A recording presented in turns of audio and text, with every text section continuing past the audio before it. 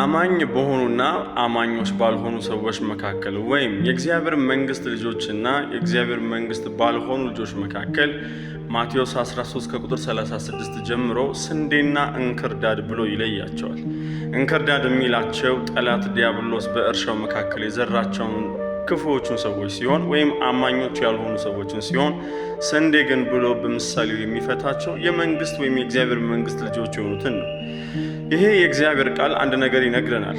እንክርዳዱን መተን እንንቀለው ብለው አጫጆች ሲመጡ ጌታ ኢየሱስ በምሳሌ ውስጥ አንድ ነገር ተናገረ። ተዉት፣ እስከ መከር ቀን ድረስ ይቆዩ አላቸው። ለምንድን ነው ይህንን ያለው ሲባል በመከር ቀን ላይ አጫጆች ይላካሉ ወይም መላእክቶች ይላካሉ፣ ልዩነትን ያደርጋሉ። በማይጠፋ እሳት የሚቃጠሉ አሉ፣ ደግሞ በዘላለም ክብር በእግዚአብሔር መንግስት ክብር ውስጥ የሚቀጥሉ አሉ። ስለዚህም የእንክርዳዱ ምሳሌ ሁለተኛው ምሳሌ ሆኖ በእግዚአብሔር ቃል ውስጥ እናየዋለን። በተለይም አማኞች በሆኑና ባልሆኑ ሰዎች መካከል የሚለይ። ወዳጆቼ ጌታ ኢየሱስ ክርስቶስን በዚህ ሰዓት በዚህ ጊዜ በተለይም ደግሞ እድል ባለ ጊዜ ጌታን የተቀበለ ሰው መሆን እድል ነው።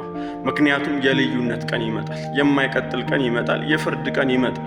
ይሄ ልዩነት ደግሞ ሲሆን የዘላለም ጥፋት ወይም የዘላለም ክብር፣ የዘላለም ሕይወት ወይም ደግሞ የዘላለም ስቃይ አለ። በጌታ በኢየሱስ ክርስቶስ የሚያምን ሰው ግን እንክርዳድ ከመሆን ይልቅ የእግዚአብሔር መንግስት ልጅ ሆኖ ለዘላለም በእግዚአብሔር መንግስት ውስጥ ይቀጥላል። ሰላማችሁ ይብዛ። ተከናወኑ፣ ለምልሙልኝ።